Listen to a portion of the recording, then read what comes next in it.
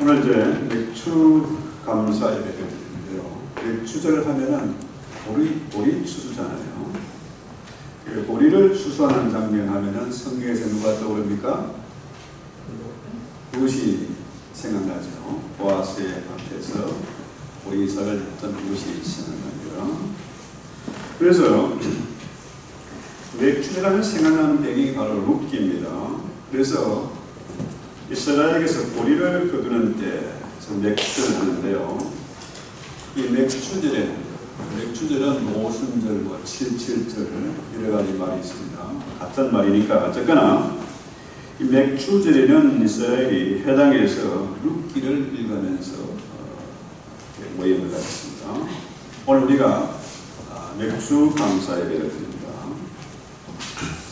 자, 모세가 시내산에서 40일 동안 금식하며 기도하며 하나님의 음성을 기다리지 않습니까?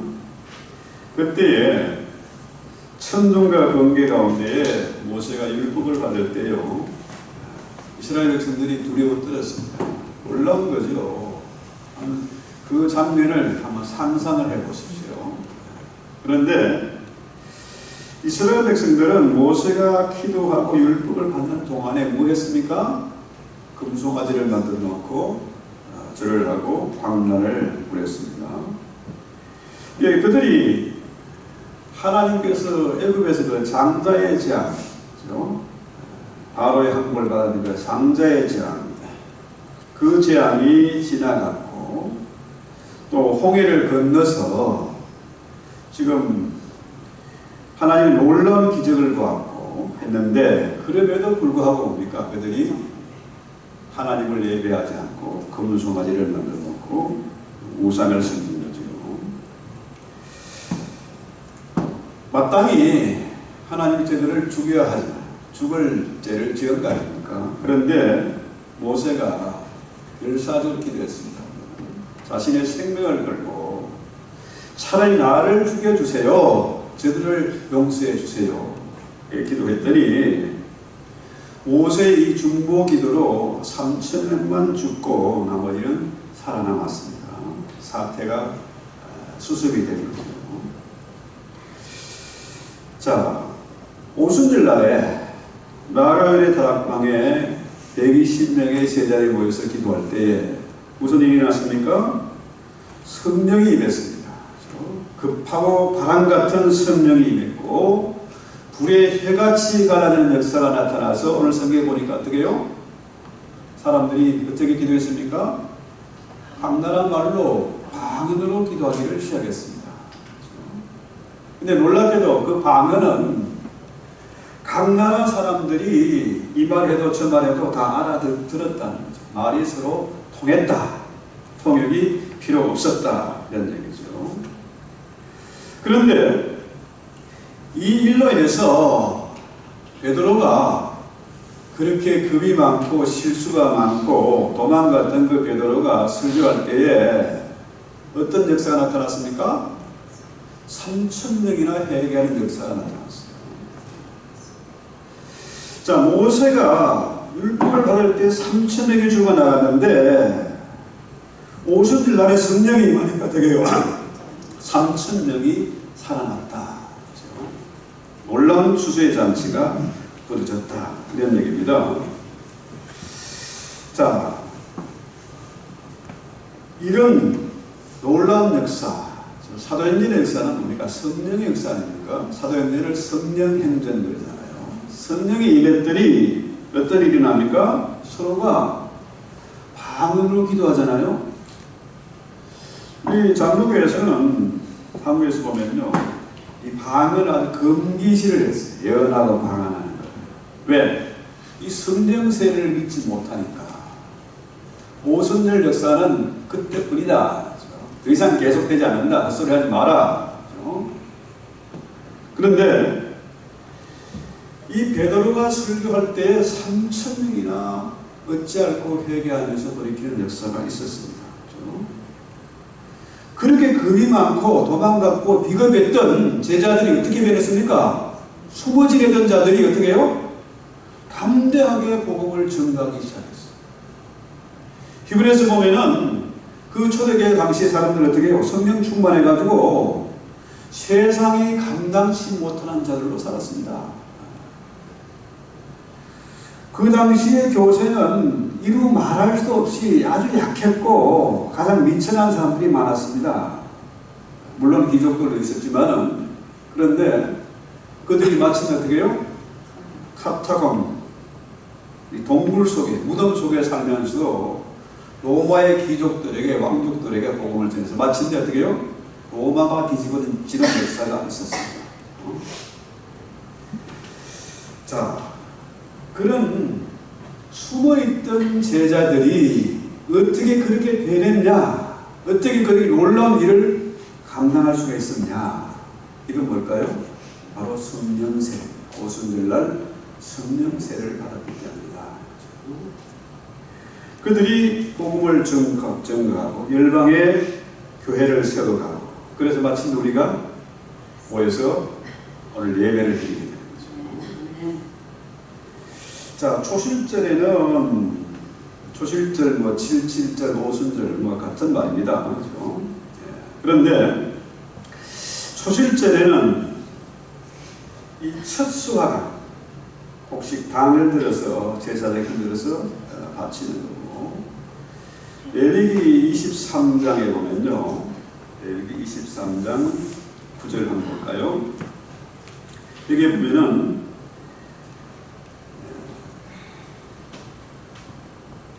고운 가루를, 보리를 대한 이제 제사장이 드리는 이 요제는 뭡니까? 곡식단을, 천 곡식단입니다. 이걸 흔들어서 바치는데, 소실절, 똑같이 오순절이죠. 여기는 맥주절에는 어떻게 해요? 고운 가루를 만듭니다. 그냥 곡식이 아니고 가루로 만들어서 떡을 만들어가지고, 가루로 빻아서 떡을 만들어서 드리는 거죠. 그러니까 이 소실절의 곡식단과 또 오순절에, 칠칠절에 이 보리떡 똑같은 그 밭에서 수확한 똑같은 내용물이죠. 그러니까 우리 하나님은 어떻게 해요? 처음 곡식, 처음 열매를 좋아하세요. 하나님은 첫 것을 좋아하세요. 그래서 지난주에 한번 강모사님 그런 얘기를 했는데요. 하나님은 첫 것을 좋아해요. 장자를 좋아해요. 그래서 우리 총신에서 공부할 때나 주변에 보면요, 장자들이, 마지막 목사가 된 사람이 참 많습니다. 자, 그래서 이 첫 것을 드린다는 건 뭡니까? 이게 바로 11조 개념입니다. 첫 것은 하나님의 것이다. 하나님은 첫 것을 좋아한다. 그렇죠? 그러니까 첫째 것을 드린다는 건 뭐냐 하면은 모든 것이 하나님의 것이다. 하나님부터 우리가 다 받은 것이다. 그래서 첫 것을 드리는 거죠. 이것이 내 것이 아니고 내 자녀가 아니고 하나님의 것이라고, 하나님의 자녀라고 생각할 때에 우리가 아까울 것이 없는 것이고, 또 자녀들에 대해서 너무 관심하고 걱정할 필요가 있다? 없다. 하나님께서 하실 일이다.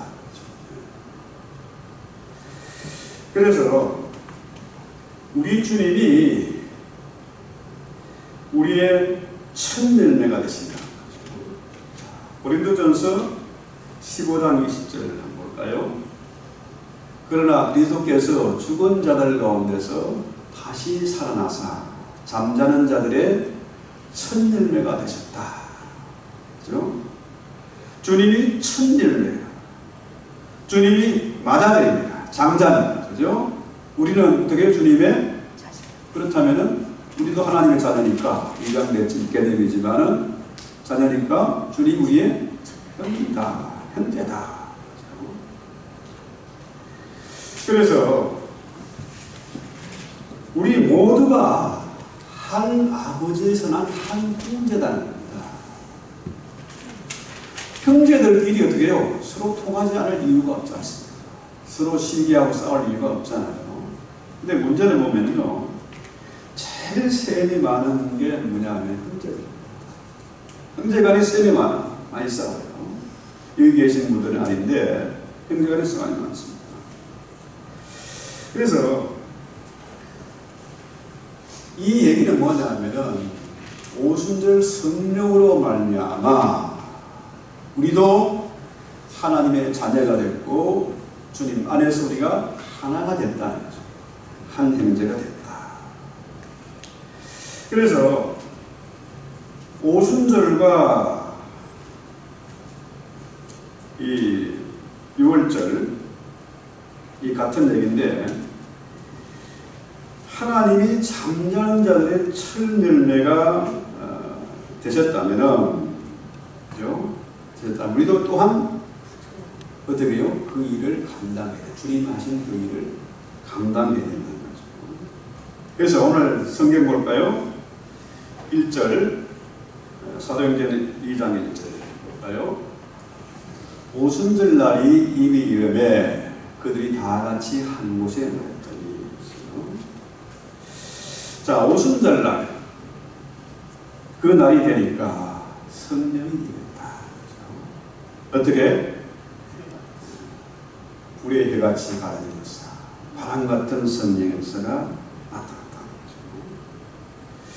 그래서요, 이 오순절날 성령이 임했다는 것은 전혀 새로운 시대가 됐고 우리가 새로운 신분이 됐다는 거예요.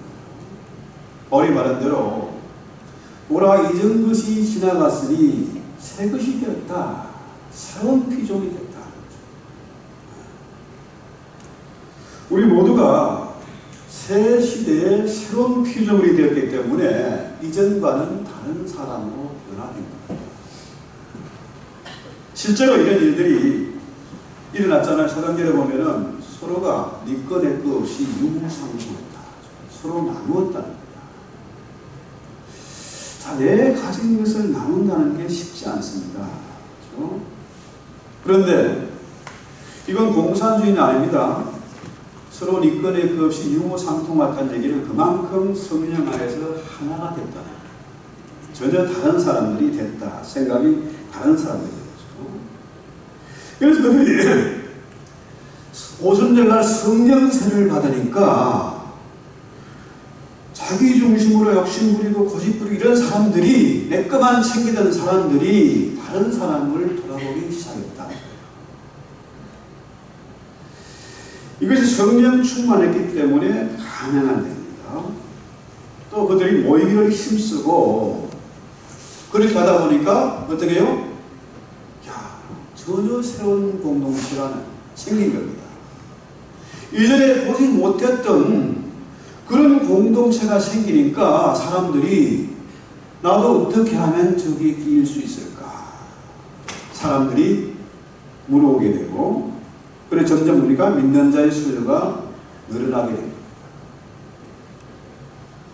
자, 그래서요, 성령 안에서 모두가 하나가 되니까 이것이 바로 하나님의 거룩한 교회, 하나님의 교회가 되는 거죠.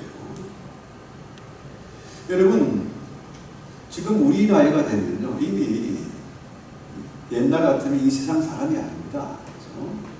죽었어요. 환갑제라면 대부분 죽었습니다. 근데 지금은 뭐 100세 시대에 가지고 너도 나도 어떻게 하면 오래 살까, 장수식품, 건강식품 얼마나 많은지 몰라요. 사람들이 오래 살려고 건강하게 살려고 별짓 다 해보지만 결국 어떻게 해요? 죽음을 피할 수는 없습니다. 죽음을 피할 수 있는 사람은 세상에 아무도 없는 거죠. 그래서 창세기 5장에 보면은 족보가 나오지 않습니까? 누가 누구를 낳고 900살을 살고 죽었더라. 30살을 살았더라. 그 당시 900살을 살아도 결국 뭡니까? 죽음이에요. 창세기 5장의 족보는 결국 뭡니까? 내려오는 족보인데 결국은 죽는 거예요. 다 죽고 마는 거예요.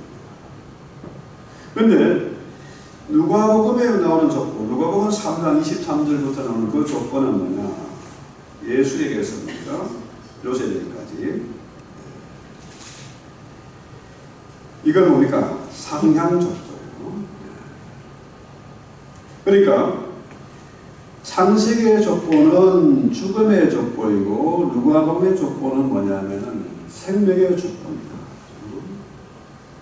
이제 우리는 죽은 아담의 후손이 아니라 두 번째 아담이 뭡니까? 예수님의 후손이 된 거다. 하나님의 자녀가 됐다. 죽음의 족보에서 생명의 족보로, 예수님의 족보로 옮겨졌다. 이건 얼마나 놀라운 일인지 몰라요. 여러분, 죽음이란 게요, 얼마나 무서운지 사람들이 안 죽으려고 악을 쓰잖아. 이렇게 뭐 암을 투병하든지 처절한 뭡니까? 죽음의 사투를 하는 사람들 보면요, 그 얼굴이 그냥 마귀 같아요. 혼자 죽는 것이 무서워서 왜 아내를 붙잡고 씨름을 하고 욕을 하고 별짓을 다 한다. 왜? 죽음이 그만큼 두렵기 때문에. 죽음을 피할 수가 없기 때문에 그렇습니다. 그런데 이제 하나님의 자녀, 오순절 성령 세례를 통해서 하나님의 자녀가 된 사람입니까? 족보가 바뀌었습니다. 전혀 다른 사람이 됐어요. 죽음이 두렵지 않습니다. 마귀란 놈은 죽음의 공포를 통해서 자기의 노예로 샀는데 우리는 뭡니까? 죽음이 두렵지 않은 자들입니다. 오늘 살다가 내일 죽어도 여한이 없어요. 그러면 뭡니까? 마귀가 감당할 수가 없어요. 죽음이 두렵지 않아서 누가 감당할 수 있습니까? 그래서 히브리서 말하는 게 세상이 감당치 못하는 사람들이다. 이 얘기입니다. 그래서 성령의 능력으로 우리가 어떻게 해요? 새로운 신분이 되었고 새로운 공동체가 만들어졌습니다. 교회 안에서 이것이 이루어집니다. 이 놀라운 일입니다. 희귀하게 살라고 하나님 우리를 이 땅에 보낸 게 아닙니다. 하나님이 성령 세례를 통해서 우리를 능력 있게 살라고, 교회를 세우라고, 복음을 전파하라고 그렇게 우리를 부르신 거죠. 그래서 우리가 예수 믿는다는 건 뭘까요? 예수님이 지금 십자가에 달려 있습니까? 수치스러운 모습으로 피 흘린 모습으로 달리는 게 아니잖아요. 그분이 뭡니까? 지금 하나님 우편에 계시고 예수 그가 마침내 오순절날에 성령을 보내셔서 우리를 하나님의 자녀로 당신의 형제로 삼으셨다. 그 증거가 뭡니까? 이 땅에 교회가 세워졌다는 거라. 이전에 보지 못했던 전혀 새로운 공동체가 세워진 겁니다. 세상이 깜짝 놀라고 부러워하고 시기하는 그런 공동체가 세워졌다. 이 얘기. 그래서요, 이전에 보면 뭡니까? 교회가 참 신기한 게, 이 교회는 희한하게 싸움을 많이 해요. 장로파, 목사파. 저는 꼴보기 있어서 교회를 가기 싫다. 저놈이 지옥 간다면 나는 지옥 가겠다. 희한한 일이 벌어져요. 그런데 놀랍게도 싸움을 하면서도, 목사역을 하면서도 또 교회는 나와. 헌금하고 교회 예배 드리면서 또 싸우고. 신기한 일입니다. 저의 경우도요, 교회를 그럴 때 참 무섭게 봤습니다. 사춘기 때. 교회를 비판하고 별짓 다 했지요. 그런데 제가 신학을 하고 목사가 됐어요. 이게 얼마나 놀라운 기적입니까? 그렇죠? 내가 예수 믿었다는 자체, 이 자리에 예배드리고 있다는 이 자체가 놀라운 은혜일 수밖에 없습니다. 그래서 여러분, 교회는 뭐 하는 교회다? 전투하는 교회, 싸우는 교회다. 오늘 가면은 교회는 싸우는 곳이라고. 교회 가면 싸운다고 아버지가 교회 못 가게 한다. 아이들이에요. 교회는 싸우는 교회입니다. 어떻게 전투하는 겁니까? 영적인 전투를 하는 것입니다. 여러분, 전쟁 영화나 전쟁 그 참상들이 지금 계속 보도되고 있지 않습니까? 지금 전쟁이 말입니다. 전쟁터에 가면은 수영도 못 가고, 그죠? 제대로 잠자리도 못 챙기고, 또 뭐, 흙탕 물에 동물에도 뒹굴 수도 있고, 별짓을 다 하죠. 그런데 그 군인들의 그 전투하는 모습이 추하고 더럽게 보입니까? 그거 아니잖아요. 이 전쟁 영화나 전쟁의 다큐멘터리를 보면 참 감동이 있어요. 그 죽어가는 전우들을 들추고 어떻게 살리려고 지체라도 건드리려고 애쓰는 모습들 보면은 어떻게 해요? 감동이 있어요. 전투하는 교회가 전혀 더럽고 추한 것이 아닙니다. 우리 하나님은 이 전투하는 교회를 너무나 귀하게 계시고 아름답게 보십니다. 전쟁하면 어떻게 됩니까? 철저히 어떻게 됩니까? 원팀이 되어야 돼요. 전쟁에 승리하고 전쟁에 피하는 결정적인 게 뭐냐면은 배신자가 있으면 어려워. 전투하다 피하는 게 아니고 어떻게 해요? 배신자 때문에, 내부의 적 때문에 무너집니다. 그 성경도 보면 아간의 배신 때문에 참패를 하지 않습니까? 그래서 교회가 전투를 하는데 어떤 전투입니까? 영적인 전쟁입니다. 영적 전쟁에 승리하기 위해서는 교회가 어떻게 됩니까? 성령 충만해야 돼요. 오순절이 그래서 교회의 생일이라는 겁니다. 오순절날 성령이 임해서 성령이 강림해서 그래서 교회가 세워진 거예요. 그래서 이 오순절 교회는 어떻게 해요? 성령 충만한 교회였어요. 그러니까 이권의 것이었고 서로 나누는 한 팀이 된 겁니다. 하나가 됐어요. 성령 안에서 하나 됐다. 그래서 사도 바울은 뭐라고 에베소서에서 하나님을 힘써 지키라. 여기에 다양한 사람이 모이지만 생각이 다 다르지만은 어떻게 해요? 영적인 전쟁을 위해서 우리가 하나가 돼요. 그래서 자, 이 하나님이 함께 하시고 하나님이 도우시고 복 주시는 기관이 바로 교회입니다. 네. 하나님의 이름이 있는 것이고 이 교회는 바로 주님의 몸이고 하나님의 발등상이기 때문에 이 교회는 하나님이 함께하는 것입니다. 네. 성령이 운행하고 성령의 임재가 있는 것이 바로 교회다. 그래서 역사상 보면은 교회가 얼마나 추하고 더러운 짓을 했는지 몰라요. 중세교회가 얼마나 타락했어. 지금 교회가 타락했다, 교회가 힘을 잃다 하지만은 중세교회는요 정말 잔인하고 더럽고 온갖 추악한 짓을 다 했습니다. 지난 팬데믹 3년을 거치면서 사람들이 힘을 못 썼어요. 교회 예배 금지, 그렇죠? 몇 명 이상 들어가지 마, 신고하고. 교회가 집중 타겟이 되었어요. 그런데 신기하게도 그때 교회가 무너지지 않았어요. 그런다고 교회가 망하지 않았습니다. 이 교회는 주님의 몸이기 때문에 주님이 함께 하시고 주님의 이름을 주신 곳이기 때문에 주님은 이 교회를 통해서 일하시기 때문에 주님은 교회를 버리지 않습니다.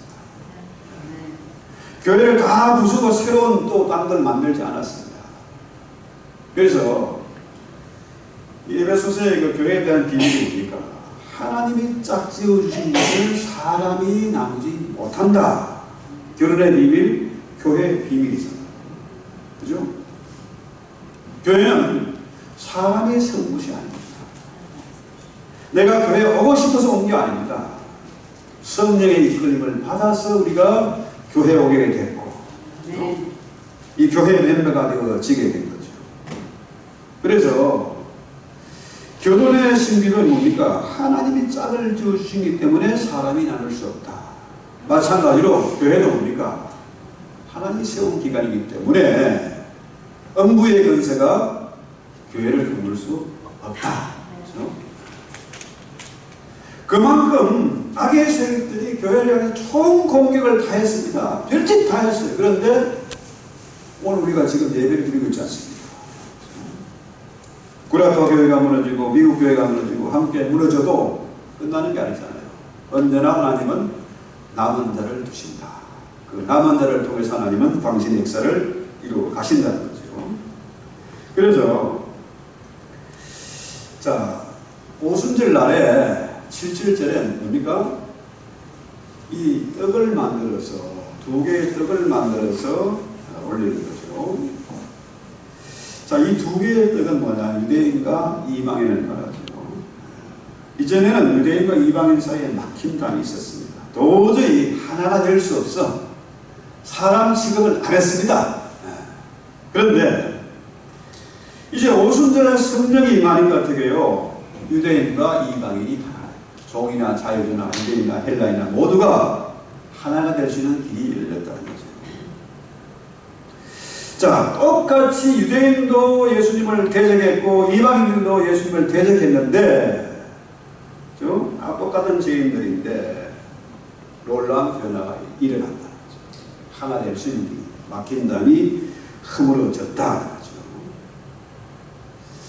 자, 여러분 다윗의 시편 참 좋아해서 시편을 많이 읽고 묵상하고 기도하고 또 설교도 많이 했습니다. 근데 다윗과 우리가 다른 점이 있다고 하면은 다윗은 뭘 했습니까? 죄를 지었잖아요. 죄를 지어도 회개를 했어요. 적시로. 여러분, 다윗의 죄 중에 가장 크고 무서운 죄가 뭘까요? 우리아의 아내를 범하고 우리아를 죽인 거, 그것도 물론 무서운 죄인데, 하나님이 가장 싫어하는 죄는 뭐였습니까? 인구조사입니다. 인구조사. 역대상 21장 12절 한번 볼까요? 다윗이 인구조사에서 하나님이 얼마나 그것을 미워했던지 다윗에게 3가지 선택을 초이스를 하게 됩니다. 첫째는 이 3년 동안 기근이 있을 것이다. 이 인구조사한 죄 때문에 이제 다윗이 먹고 살만하고 힘께라 들어가니까 어떻게 해요? 남의 아내도 범하고 별짓 다 하지 않습니까? 왕궁도 만들고. 그런데 결정적인 인구조사한 것 때문에 역대상 21장 12절에 보면은 첫째는 3년간의 기간, 또 둘째는 전쟁에 패해가지고 석 달 동안 도망다니 피난 다닐 것이다. 마지막 3번째는 3일간의 온영이 있어가지고 전염병이 걸려서 한 7만 명 죽죠. 뭘 선택하라? 3가지 중에 뭘 선택했습니까?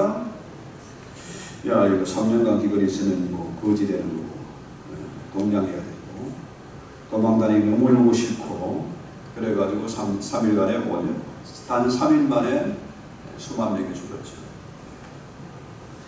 그런데요, 놀라운 것은 그 재앙이 어떻게 그쳤느냐?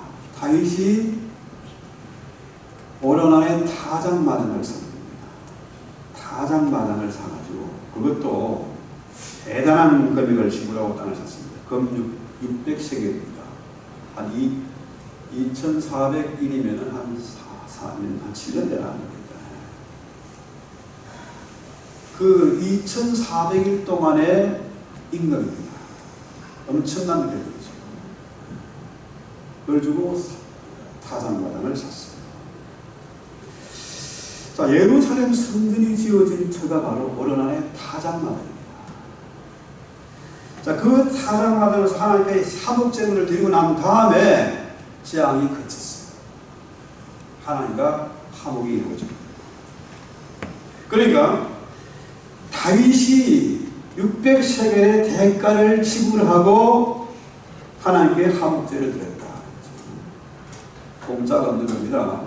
범죄한 건 반드시 대가를 치르게 되어 있습니다. 그래서 오르난의 타작마당은 바로 그 장소가 아브라함이 이삭을 바친 모리아 산이고, 그 장소가 바로 뭡니까? 그 장소는 예루살렘 성전터가 된 거죠. 예루살렘 성, 다윗성 그러죠. 자, 예루살렘 뭡니까? 평화의 성 아닙니까? 평화의 성.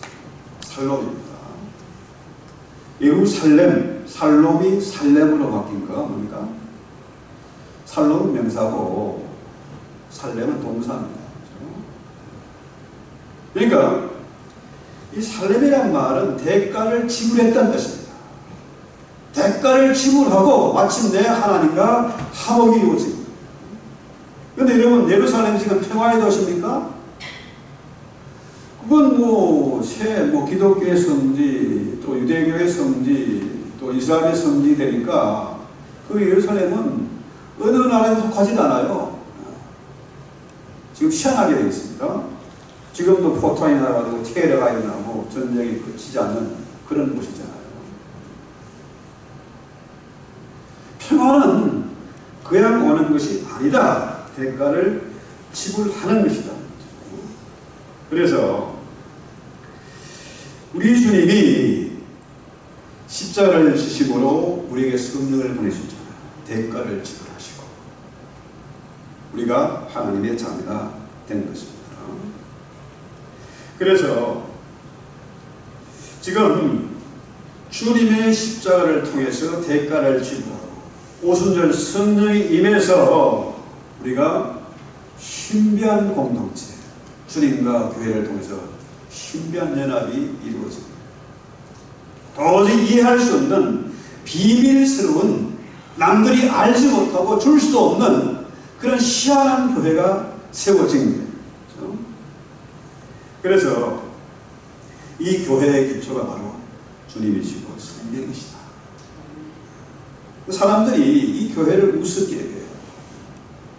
목사가 별거 없고 힘 능력도 없어 보이니까 함부로 하고 그렇습니다. 왜?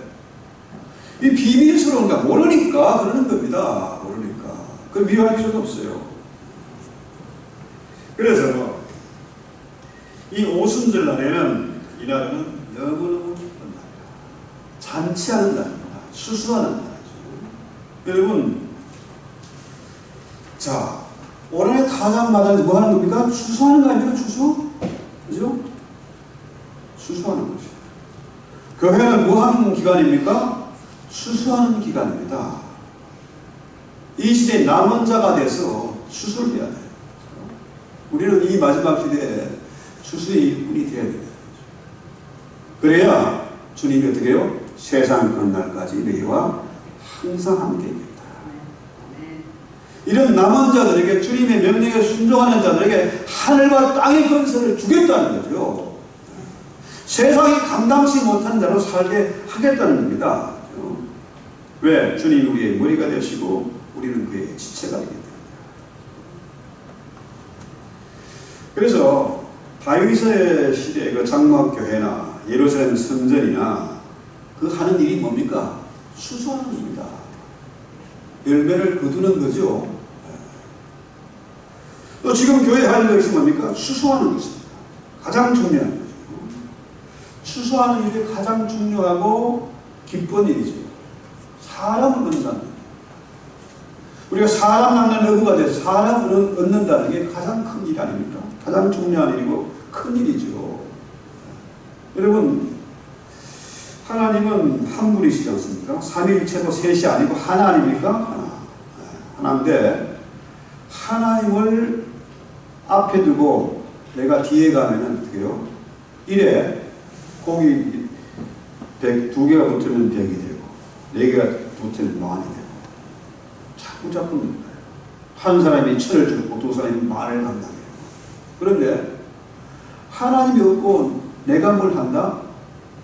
자, 내가 뭘 하려면 어떻게 해요? 마이너스가 되죠? 0.1. 공이 4개 붙으면 0.0001. 하나님이 없는 인생은 꽝입니다. 아무것도 안 해요. 죽음의 노예가 되고 돈의 노예가 되고 사람 비 맞추고 맨날 잠 못 자고 스트레스 받고 그러다가 죽는 거죠. 지옥으로 가는 겁니다. 하나님을 앞서가지 말고 하나님의 뒤에 서면은 공이 자꾸 붙어. 그건 플러스 인생이고, 반대로 내가 무엇을 하겠다 하나님을 뒷전으로 하면 어떻게 해요? 그건 마이너스입니다. 아무것도 아니에요. 그래서 우리가 이 마지막 시대에 이제 오순절은 한 6개월 지난 거 아닙니까? 이제 반이 지났고 반이 남았어요. 여기까지 오신 하나님을 감사하는 것입니다. 우리 한번 장부를 펼쳐놓던지 마음속에 한번 계산해보세요. 나는 추수한 게 있나 없나? 추수한 게 없으니 감사가 없어. 사랑을 못 얻었으니까, 전파하지 못했으니까 감사가 없어. 진짜 추수하는 사람들은 기쁨이 있습니다. 제가 텃밭에 수박을 처음으로 한번 심어봤는데, 수박하고 메론을 심었는데요. 어제 메론을 하나 먹어봤더니 잘라봤더니 이제는 익었어요. 너무너무 기뻐. 왜? 사먹는 것보다 내가 키운 것이 훨씬 의미가 있는 보람이 있거든요.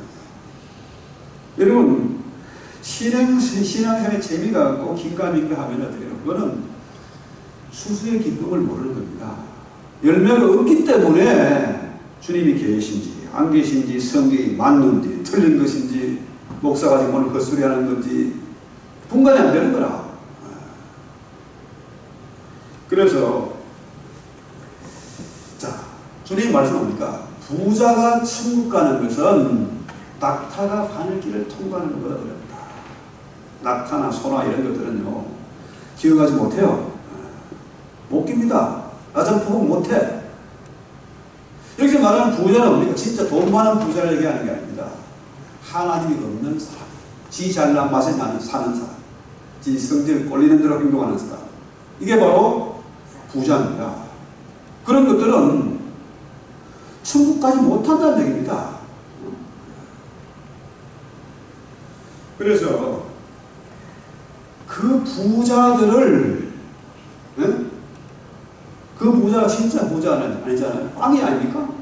마이너스 인생 사는 사람들, 돈의 노예, 죽음의 노예가 되어 사는 사람들, 그 사람들을 우리가 수수하는 일꾼이 되어야 됩니다. 그러면은 하나님이 또 더해주시고 복을 하나 더 주시고 2개 더 붙여주고 4개 더 붙여준다는 얘기죠. 그래서 이 부자가 천국 못 가는데 천국 가는 길은 뭡니까? 바로 교회를 통해서입니다. 곡식을, 보리를 그냥 드리는 게 아니고 단체로 흔드는 게 아니고 어떻게 해요? 곱게 빻는 가루를 만들어요. 그동안에 내가 성질도 고약하고 흠도 많고 여러 가지 전부 약한 것도 많은데 잠 못 자고 막 이런 게 있는데 성령을, 오순절 성령 세례를 통해서 우리가 완전히 가루가 돼요. 그래서 우리가 생명의 빵이 됩니다. 그 빵을 전파하는 자가 됩니다. 그래서 이런 일을 하는 것은요, 교회 밖에는 없습니다. 그래서 주님이 교회를 사랑하시고 교회를 이뻐하시고 교회를 통해서 일하시고 교회를 통해서 복을 나누어 주시는 겁니다. 옛날이나 지금이나 똑같아요. 진리는 왔다 갔다가 아닙니다. 오직 한 길이다. 여러분, 지난번에 제가 메릴랜드 밤에 10시간을 운전하면 중간에 또 차가 터져가지고 자, 어제가 새벽 4시 반이었는데요. 새벽에 뭐 잘 보이지도 않지. 고속도로에 끔끔하잖아요. 라이트도 또 시원찮아. 얼마나 힘든지, 자, 어제가 중간에 가스스테이션 들려가지고 한 15분 넘어졌더니 살만하더라고요. 그래서 하늘에서 달리는 게 아닙니다. 고속도로에 중간중간 휴게소가 필요해요. 그게 손해보는 게 아니잖아요. 졸음운전하다가 꽉 마는 것보다는 좀 쉬었다 하는 거죠.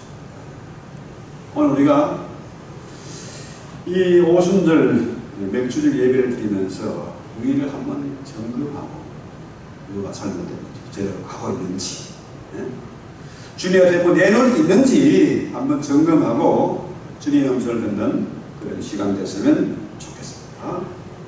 찬송하고 합시다. 찬송가